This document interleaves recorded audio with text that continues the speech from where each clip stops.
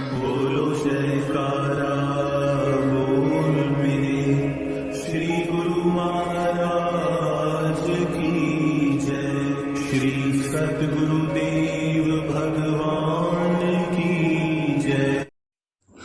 गुरुमुखो, संत महापुरुष कथन करते हैं कि तृष्णा ऐसी बुरी बला है कि इसे जितना तृप्त किया जाए यह घटने की अपेक्षा उतना उग्र रूप धारण कर लेती है। जिस प्रकार अग्नि में घी की आहुति डालने से आग की लपटें आकाश को छूने लगती हैं, इसी प्रकार तृष्णा जीव के मन में लालच की अग्नि को ऐसा तपाती है कि उसे अपने अच्छे बुरे का ज्ञान ही नहीं रहता तथा अंत में दुख के सिवाय कुछ हाथ नहीं लगता। एक समय की बात है, प्राचीन काल में एक बादशाह को स्वर्ण संचित करने में प्रगाढ़ रुचि थी, इसलिए उसने इसकी प्राप्ति के लिए कठिन तपस्या की। वह हर समय परमात्मा से यह प्रार्थना किया करता कि हे प्रभु, तुम मुझ पर ऐसी दया करो, ऐसी शक्ति प्रदान करो कि मेरे शरीर से जिस वस्तु का भी स्पर्श हो वह स्वर्ण की हो जाए, तब मेरे समान भाग्यशाली इस सृष्टि में कोई न होगा। यही उसका हर समय पूजन, सुमिरन व आराधन था। दृढ़ संकल्प से कोई भी कार्य किया जाए वह अवश्य ही पूरा होता है, चाहे उसका परिणाम कुछ भी हो। इसी प्रकार राजा द्वारा की गई घोर तपस्या व हृदय से निकली हुई पुकार भी अब अपना फल दिखाने आई, क्योंकि यह तो कुदरत का असूल है, नियम है कि मनुष्य दत्तचित होकर जिस कार्य की ओर भी प्रवृत्त हो जाता है तो ईश्वर उसकी कामना अवश्य पूर्ण करने का वैसा ही साधन प्रस्तुत कर देता है। बादशाह के हृदय से की गई पुकार भगवान के चरणों में पहुंची। एक दिन वह कमरे में बैठा यह सोच ही रहा था कि उस कमरे की खिड़की खुली और खिड़की में से एक देवदूत फरिश्ता ने प्रवेश किया। उसने राजा को यह हर्ष भरा समाचार सुनाया कि बादशाह सलामत आपके द्वारा की गई प्रार्थना मालिक के चरणों में स्वीकार हो गई है। कल प्रातः से ही तुम जिस वस्तु को भी छू लोगे वह सोने की बन जाएगी। यह सूचना पाकर बादशाह प्रसन्नता से बल्ले उछलने लगा और इस खुशी में से उसे रात्रि व्यतीत करने भी दुष्कार कठिन हो गया। प्रातः होने की घड़ियां गिनने लगा, क्योंकि सोना बनने का कार्य तो दूसरे दिन प्रातःकाल से शुरू होना था। इसलिए रात्रि तो जैसे तैसे व्यतीत हुई। प्रभात हुई, बादशाह उठा और महल के समस्त सामान, दीवारें, दरवाजे, खिड़कियां, मेज, कुर्सी आदि जिस पर भी दृष्टि पड़ी सबको हाथ लगाता गया और वे सोने की बनती गई। बादशाह यह देख फूला न समा रहा था। इसके बाद वह फुलवाड़ी में पहुंचा। उसने उद्यान के सब सामान, सब वृक्षों को छू डाला। वृक्षों की डालियां, पत्ते सब कुछ सोने के हो गए। उसका यह विचार था कि संपूर्ण नगर व उसके सामान सब कुछ सोने का बना दूंगा। रावण की सोने की लंका थी, मेरा शहर भी सोने का बन जाएगा। एक बार दुनिया मुझे भी याद रखेगी, परंतु अज्ञानवश उसे यह न सूझा कि क्षणिक उल्लास के पीछे अपार दुख भी होता है।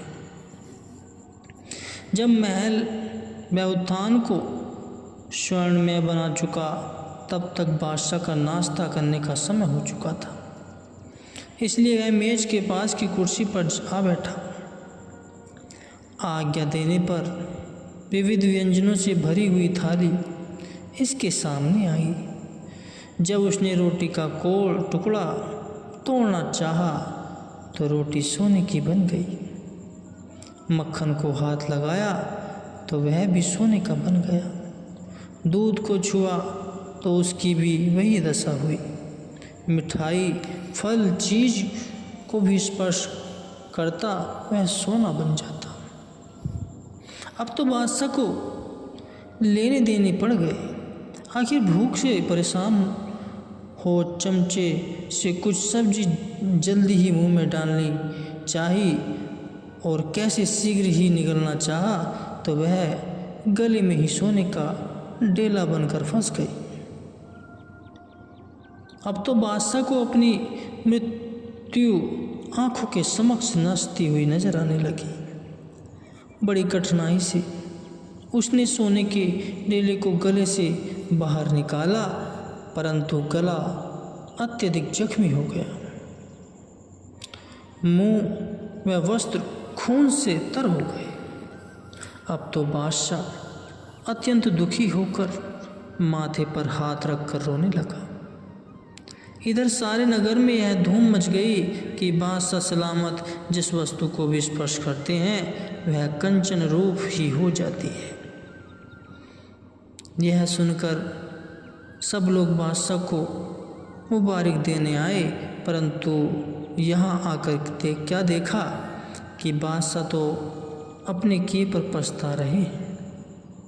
अब तो वह बधाई लेने की अपेक्षा सबको अपनी दुखी भरी गाथा सुनाने लगा।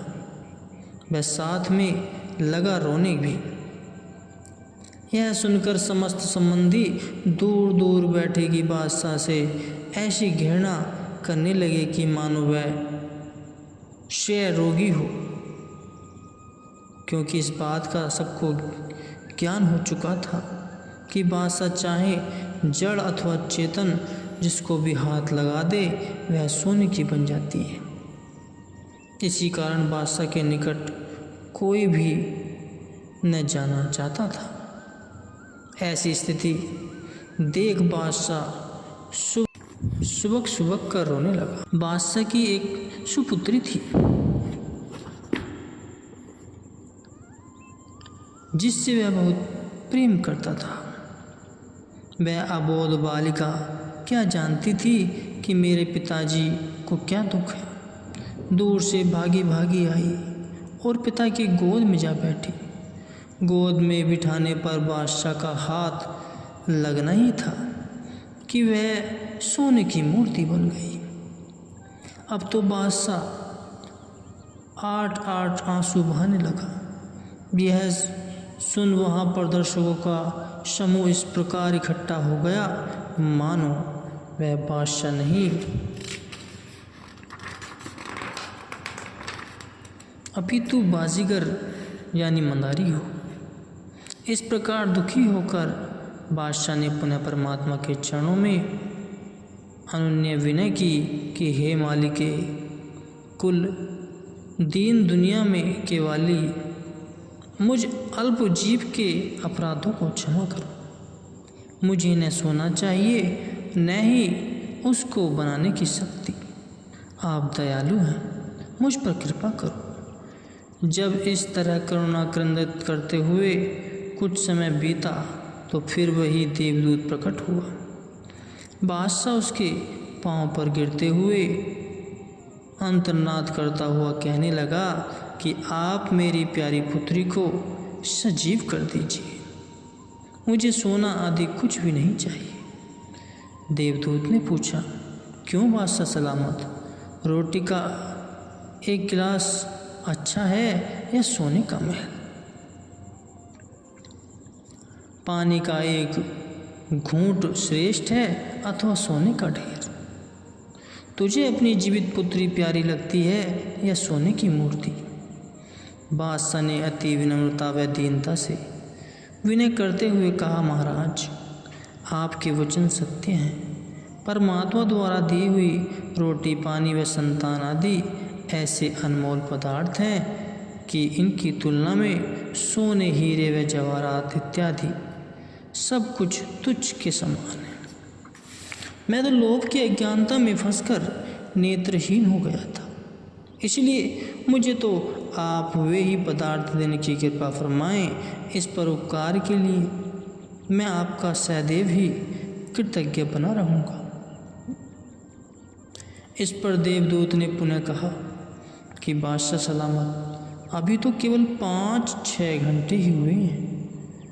2-3 दिन तक तो इस सोना बनाने के वरदान से लाभ उठा लो। बादशाह ने उत्तर दिया, नहीं महाराज, मुझे तो अब 1 मिनट के लिए भी यह शक्ति नहीं चाहिए, और कृपा करके आप इस वरदान को मुझसे वापस ले लीजिए। बादशाह के बार बार आग्रह पूर्वक विनय करने पर देवदूत ने वह शक्ति वापस ले ली और कुछ मंत्र पढ़कर उसकी लड़की को जीवित कर दिया। बादशाह अपनी बेटी को जीवित हुआ देख अत्यंत प्रसन्न हुआ। तत्पश्चात उसने भोजन किया। बादशाह अपनी इस अदूरदर्शिता पर आजीवन पश्चाताप करता रहा। मात्र बादशाह को ही नहीं अपितु हम सब पढ़ने सुनने वाले प्राणियों को भी इस बात पर गौर देने की आवश्यकता है कि लालच कितना दुखदायी है। जीव के स्वर्ण जीवन को क्षण भर में दुख के महाकुंड में जा फेंकता है।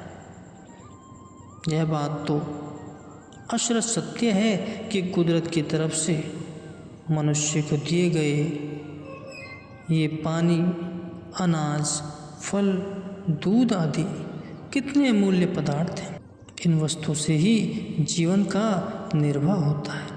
अगर ये पदार्थ एक दिन भी न मिले तो जीना दुश्वार हो जाएगा। अतः हमारा कर्तव्य है कि संत महापुरुषों की छत्रशैया में ग्रहण कर इस भोग रूपी शत्रु से छुटकारा प्राप्त कर संतोष पूर्वक जीवन यापन करें। मालिक के दिए हुए पर ही संतुष्ट रहकर निर्हिस